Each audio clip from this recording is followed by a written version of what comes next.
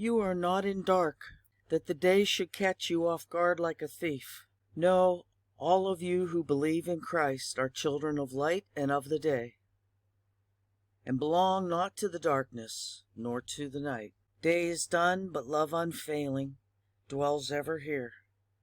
Shadows fall, but hope prevailing calms every fear. Loving Father, none forsaking, take our hearts of love's own making. Watch our sleeping and guard our waking. Be always near. Dark descends, but light unending shines through our night. You are with us, ever lending new strength to sight. One in love, your truth confessing, one in hope of heaven's blessing. May we see in love's possessing love's endless light, and turn back those who seek our lives. Turn back in disgrace those who desire our ruin, for your light shines true in the still shadows that linger in the windows of the soul, where lies cannot hide and truth is told. Thank you for watching. Akkal's statue of priest who ministered to leper colony, an example of white supremacist culture. National Review. Representative Alexandria Ocasio-Cortez, New York, singled out a statue of Father Damien, a Catholic priest who ministered to a Hawaiian leper colony, as an example of white supremacist culture. Father Damien, born Joseph de Foister in Belgium, arrived in Hawaii in 1864 when the islands were an independent kingdom. The priest conducted missionary work on the islands and for the last 16 years of his life ministered to a leper colony, until he died after contracting leprosy himself. A statue of Father Damien stands in the U.S. Capitol. It's not Queen Liliuokalani, the only queen regnant of Hawaii, who is immortalized and whose story is told. It is Father Damien, Ocasio-Cortez wrote in a Facebook story in which she lamented the absence of statues of female figures in the Capitol.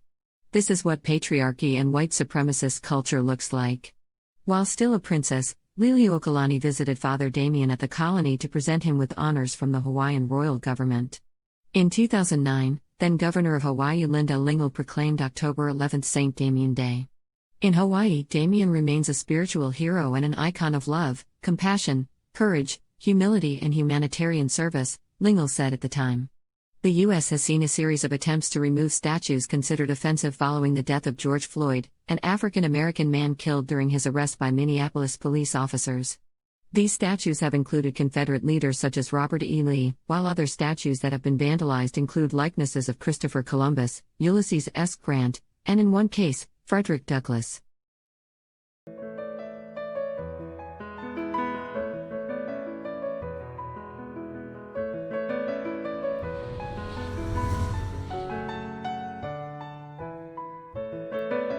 St. Damien was a man who turned his compassion into action. Born Joseph de Vester on January 3, 1840 in Tremelo, Belgium, he was renamed Damien when he joined the Papist Order of Brothers on October 7, 1860. On March 19, 1864, he came to Hawaii as a missionary and was ordained to the priesthood shortly after on May 24, 1864. He soon became aware of the threat of leprosy. When King Kamehameha IV segregated the lepers to the island of Molokai, Father Damien volunteered to administer to them, knowing this would be a death sentence. He brought order and hope to the colony. He built churches, homes, and hospitals. In 1885, he announced he himself was a leper, but continued to do extraordinary work for this community. After his death on April 15, 1888, he was knighted Commander of the Royal Order of Calico in Hawaii. He was declared venerable in 1977.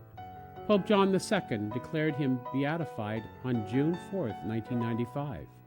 He was then canonized a saint in February 2007. The ceremony took place with the King and Queen of Belgium present. Pope Benedict XVI stated that Damien teaches us to choose the good fight, not those that lead to division, but those that gather us together in unity. A statue of St. Damien represents Hawaii in the Hall of Statues at the U.S. Capitol. Damien's symbols are a tree and a dove. Aside from being the patron saint of lepers, he is the unofficial patron of those with HIV and AIDS.